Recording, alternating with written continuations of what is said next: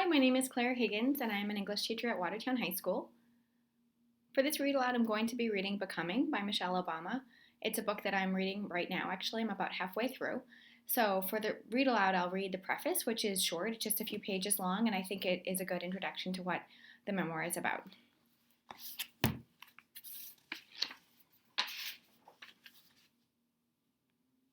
When I was a kid, my aspirations were simple. I wanted a dog. I wanted a house that had stairs in it, 2 floors for one family. I wanted, for some reason, a 4-door station wagon instead of the 2-door Buick that was my father's pride and joy.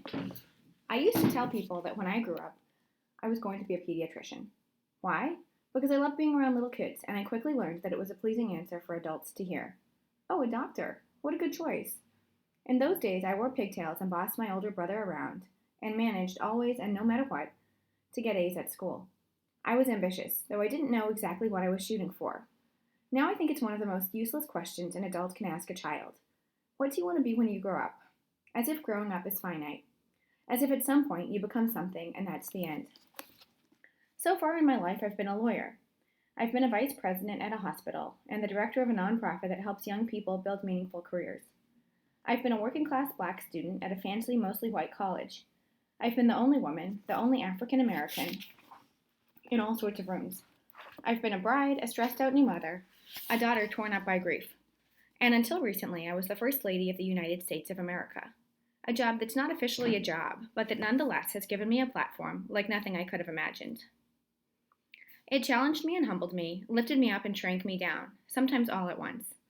I'm just beginning to process what took place over these last few years, from the moment in 2006 when my husband first started talking about running for president, to the cold morning this winter when I climbed into a limo with Melania Trump, accompanying her to her husband's inauguration. It's been quite a ride. When you're First Lady, America shows itself to you in its extremes. I've been to fundraisers in private homes that look more like art museums, houses where people own bathtubs made from gemstones. I've visited families who lost everything in Hurricane Katrina and were tearful and grateful just to have a working refrigerator and stove. I've encountered people I find to be shallow and hypocritical, and others, teachers and military spouses, and so many more, whose spirits are so deep and strong it's astonishing. And I've met kids, lots of them all over the world, who crack me up and fill me with hope, and who blessedly manage to forget about my title once we start rooting around in the dirt of a garden. Since stepping reluctantly into public life, I've been held up as the most powerful woman in the world, and taken down as an angry black woman. I've wanted to ask my detractors which part of that phrase matters to them most. Is it angry or black or woman? I've smiled for photos with people who call my husband horrible names on national television, but still want a framed keepsake for their mantle. I've heard about the swampy parts of the internet that question everything about me, right down to whether I'm a woman or a man. A sitting U.S. congressman has made fun of my butt. I've been hurt, I've been furious, but mostly I've tried to laugh this stuff off. There's a lot I don't know about America, about life, about what the future might bring, but I do know myself. My father, Fraser, taught me to work hard, laugh often, and keep my word. My mother, Marion, showed me how to think for myself and to use my voice. Together in our cramped apartment on the south side of Chicago, they helped me see the value in our story, in my story, and the largest story of our country, even when it's not pretty or perfect, even when it's more real than you want it to be. Your story is what you have, what you will always have. It is something to own. For 8 years, I lived in the White House, a place with more stairs than I can count, plus elevators, a bowling alley, and an in-house florist. I slept in a bed that was made up with Italian linens. Our meals were cooked by a team of world-class chefs and delivered by professionals more highly trained than those at any 5-star restaurant or hotel. Secret Service agents with their earpieces and guns and deliberately flat expressions stood outside our doors, doing their best to stay out of our family's private life. We got used to it eventually, sort of, the strange grandeur of our new home and also the constant quiet presence of others. The White House is where 2 girls played ball in the hallways and climbed trees on the south lawn. It's where Barack sat up late at night, poring over briefings and drafts of speeches in the treaty room, and where Sunny, one of our dogs, sometimes pooped on the rug. I could stand on the Truman balcony and watch the tourists posing with their selfie sticks and peering through the iron fence, trying to guess at what went on inside. There were days when I felt suffocated by the fact that our windows had to be kept shut for security, that I couldn't get some fresh air without causing a fuss. There were other times when I'd be awestruck by the white magnolias blooming outside, the everyday bustle of government business, the majesty of a military welcome. There were days, weeks, and months when I hated politics, and there were moments when the beauty of this country and its people so overwhelmed me that I couldn't speak. Then it was over. Even if you see it coming, even as your final weeks are filled with emotional goodbyes, the day itself is still a blur.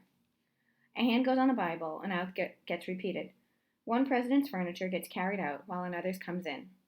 Closets are emptied and refilled in the span of a few hours. Just like that, there are new heads on new pillows, new temperaments, new dreams. And when it ends, when you walk out the door that last time from the world's most famous address, you're left in so many ways to find yourself again. So let me start here, with a small thing that happened not long ago. I was at home in the red brick house that my family recently moved into. Our new house sits about 2 miles from our old house, on a quiet neighborhood street. We're still settling in. In the family room, our furniture is arranged the same way it was in the White House. We've got mementos around the house that remind us it all was real. Photos of our time at Camp David, handmade pots given to me by Native American students, a book signed by Nelson Mandela. What was strange about this night was that everyone was gone. Barack was traveling. Sasha was out with friends. Molly has been living and working in New York, finishing out her gap year before college. It was just me, our 2 dogs, and a silent, empty house like I haven't known in 8 years. And I was hungry. I walked down the stairs from our bedroom with the dogs following on my heels. In the kitchen, I opened the fridge. I found a loaf of bread, took out 2 pieces, and laid them in the toaster oven. I opened a cabinet and got out a plate. I know it's a weird thing to say, but to take a plate from a shelf in the kitchen without anyone first insisting that they get it for me, to stand by myself, watching bread turn brown in the toaster, feels as close to a return to my old life as I've come. Or maybe it's my new life just beginning to announce itself. In the end, I didn't just make toast. I made cheese toast, moving my slices of bread to the microwave and melting a fat mess of gooey cheddar between them. I then carried my plate outside to the backyard. I didn't have to tell anyone I was going. I just went. I was in bare feet, wearing a pair of shorts. The chill of winter had finally lifted.